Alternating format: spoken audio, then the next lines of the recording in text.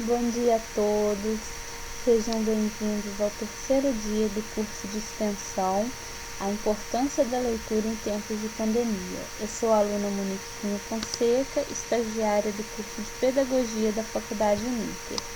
Na aula de hoje, eu vou falar um pouco para vocês sobre a sinopse do livro Dom Casmurro. Hoje é a nossa quinta aula. O livro Dom Casmurro, ele é um romance. Ele foi publicado pela primeira vez em 1899 e ele é considerado a grande obra de Machado de Assis. Na aula de número 3, eu passei para vocês os 10 livros mais cobrados em vestibulares. E Dom Casmurro ele é considerado o livro mais cobrado, ele está na liderança dessa lista. A temática do livro é o ciúme e é abordada de maneira brilhante, porque no desenrolar da história, o personagem principal, que narra a história, o Bentinho, ele fica endoidecido de ciúmes e sem ter provas concretas de que houve a traição, né?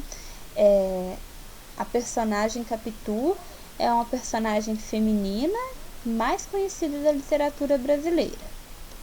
Eu vou falar um pouquinho para vocês agora sobre os personagens desse romance.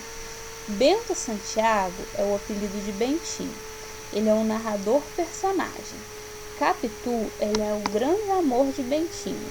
Ela é de origem pobre, mas independente.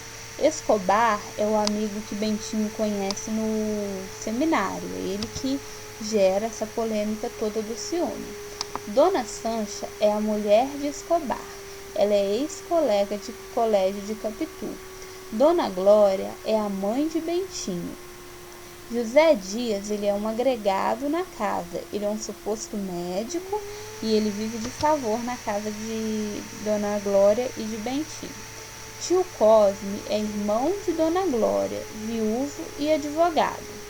Prima Justina, ela é prima de Dona Glória. Pedro de Albuquerque Santiago era o pai de Bentinho. Ele faleceu quando o menino ainda era muito pequeno. Senhor Pádua e Dona Fortunata são os pais de Capitu. Eles veem no casamento da Capitu com Bentinho uma forma de ter uma ascensão social. Ezequiel é o filho de Capitu. É sobre ele que Bentinho sofre muito na história, podemos assim dizer, por achar que houve a traição e que o menino é filho de Escobar e não dele. O romance começa numa situação posterior a todos os acontecimentos. A história começa com Santiago, já um homem de idade, que conta ao leitor como recebeu a alcunha de Dom Casmurro. Ele começa contando ao leitor que ele estava num trem e que um jovem foi recitar alguns versos para ele e que ele acabou dormindo. Então o jovem ficou muito revoltado e colocou nele o apelido de Dom Casmurro.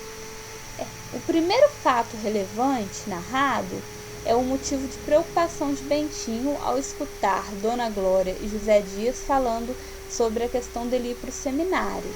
Dona Glória teve um filho que faleceu e quando esse filho faleceu ela fez uma promessa que se o próximo filho fosse varão, ela mandaria alguém para o seminário, ela tornaria alguém padre, na verdade.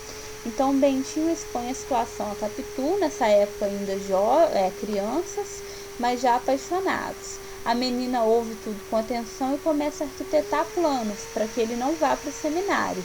Todos esses planos fracassam, o garoto segue para o seminário, mas antes dá um beijo em Capitu e promete que se casará com ela. No seminário, Bentinho conhece Ezequiel de Souza Escobar, que se torna seu melhor amigo, e todos chamam ele de Escobar. Ele é conhecido por todos como Escobar. Então, em uma visita à sua família, Bentinho leva Escobar e Capitu o conhece. Até aí, tudo bem. Não há ciúmes, não há nada ainda. Aproveitando que Bentinho estava longe, que Dona Glória estava muito solitária, Capitu começa a estreitar as relações com ela. E de repente a Dona Glória passa a ver com os bons olhos a relação do filho com a Capitu. Só que tem uma situação que ainda preocupa muito Dona Glória, que é a questão da promessa, e ela pensa em consultar até o Papa. Escobar é quem encontra a solução. A mãe, em desespero, prometera a Deus um sacerdote que não precisava necessariamente ser Bentinho. Por isso, no lugar dele, um escravo é enviado para o seminário. Então, nesse ponto, resolve-se todo o problema da promessa de Dona Glória. E aos 17 anos, Bentinho consegue sair do seminário, forma-se em direito aos 22, casa com Capitu e Escobar casa com Sancha. Os dois casais são muito unidos. Cria-se um laço de amizade muito forte. A única coisa que tende a abalar essa felicidade é que Capitu e Bentinho não conseguem ter um filho nesse primeiro momento. Já Escobar e Sancha têm, e eles colocam o nome da menina de Capitolina, que é o nome da Capitu. Depois de alguns anos, eles colocam o nome, gente, em homenagem, como eles eram muito amigos, em homenagem ao casal. Depois de algum tempo, Capitu engravida, nasce um menino e, assim, para retribuir a gentileza que fizeram, eles colocam o nome de Ezequiel, que é o primeiro nome de Escobar. Escobar gostava muito de nadar, ele nadava todos os dias no mar, até que um dia ele morre afogado. É aí que começa o grande conflito entre Capitu e Bentinho. No velório, a personagem Capitu mostrava-se muito abalada. Então, ao olhar para ela, Bentinho desconfia-se que ela estava apaixonada por Escobar e por isso que ela está sofrendo tanto. O que acontece? Ele começa a ver as semelhanças entre Ezequiel e Escobar. E, segundo o livro conta, essas semelhanças realmente existiam. O menino era muito parecido com Escobar. Então ele começa a enxergar no filho a figura do amigo falecido e fica convencido de que a Capitu o traiu e que o filho ainda é filho de seu melhor amigo, não é dele, né? Após inúmeras discussões, o casal decide separar-se, arruma-se uma viagem para a Europa com o intuito de cobrir a nova situação, porque na época ter uma separação não era como hoje em dia que era aceitável, era uma questão muito mais complicada, muito mais delicada.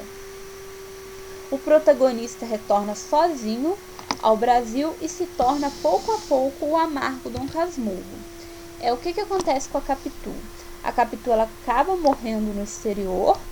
O Ezequiel tenta se aproximar novamente, né, do pai dele, que é o Bentinho, só que o Bentinho não aceita, ele tem certeza que ele é filho do Escobar, não é dele.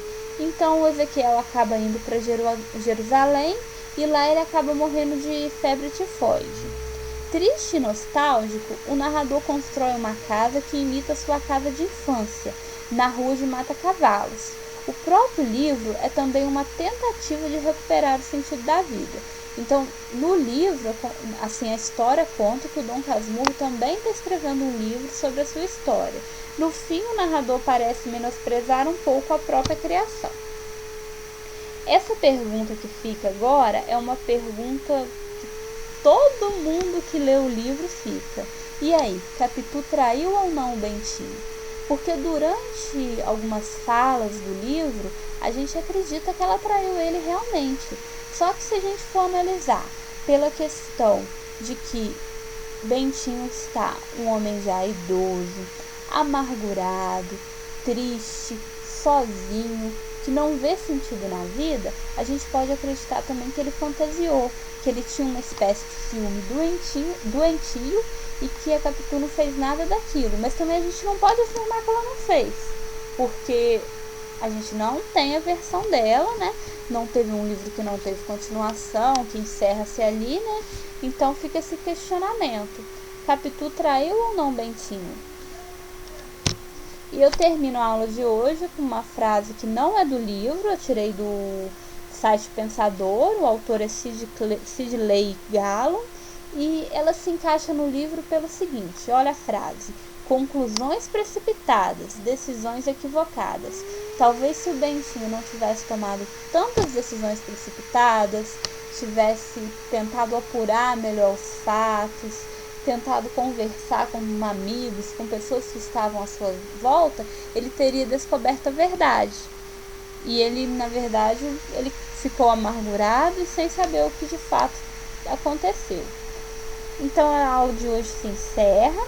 Às 11 horas eu estarei postando para vocês a vida e obra de Machado de Assis. Vou destacar mais alguns livros de grande importância da literatura brasileira que ele escreveu e vou falar um pouquinho também sobre o cenário em que ele viveu, a época em que ele viveu. Muito obrigada a todos por mais esse vídeo. Um grande abraço para vocês.